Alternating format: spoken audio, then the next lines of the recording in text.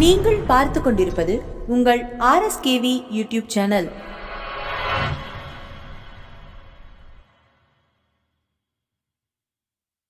உங்கள் அனைவருக்கும் எங்கள் RSKV டிவி சேனலின் அன்பு வணக்கங்கள். இந்த புத்தகத்தின் பெயர் ஏடு. இந்த புத்தகத்தை எழுதியவர் திருமதி க. அம்பிகா அவர்கள். இந்த புத்தகத்தை வாசிப்பவர் நான் உங்கள் திருமதி ரமா சதீஷ்குமார். இந்த ஆடியோவை உங்களுக்கு வழங்குவது உங்கள் RSKV டிவி சேனல்.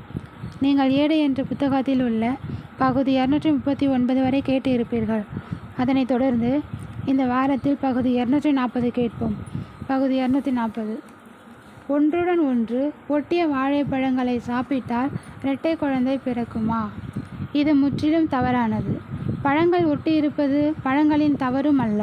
அதை சாப்பிடுவதால் நமக்கு எந்த கெடுதலும் இல்லை. இரட்டை குழந்தை பிறக்கப் போவதும் இல்லை. எல்லோருக்கும் இரட்டை குழந்தைகள் பிறப்பதில்லை. சிலருக்கு மட்டுமே பிறக்கும். ஒரு சேர 2 குழந்தைகளை பராமரிப்பது கடினமான செயல்.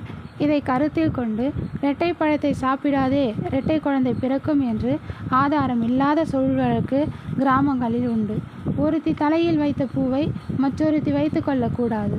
அவ்வாறு வைத்து கொண்டால் கல்யாணமான ஒருவனே கணவனாக அமைவான் என்ற கருத்தும் சொல்லப்படுவதுண்டு. அதற்கான அறிவியல் காரணம், ஒருவர் தலையில் பொடுகு, பேன் போன்ற தொல்லைகள் இருந்தால் அது மற்றவருக்கும் பரவும் என்பதனால் இவ்வாறு சொல்லப்பட்டது. மாறுகண் குறைபாடு.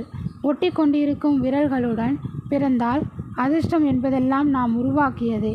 பிறப்பியில் ஏற்படும் இது போன்ற மாறுதல்களுக்கு எவ்வித தனி பயனும் இல்லை. அதுபோலவே இந்த இரட்டை பழங்களும் அதை ஒதுக்கவும் தேவையில்லை. தேடி பிடித்து சாப்பிட வேண்டிய அவசியமும் இல்லை. எனவே பகுதி 240 இத்துடன் நிறைவு பெற்றது. இனி அடுத்த வாரம் புதன்கிழமை மற்றொரு பகுதியில் உங்களை சந்திக்கும்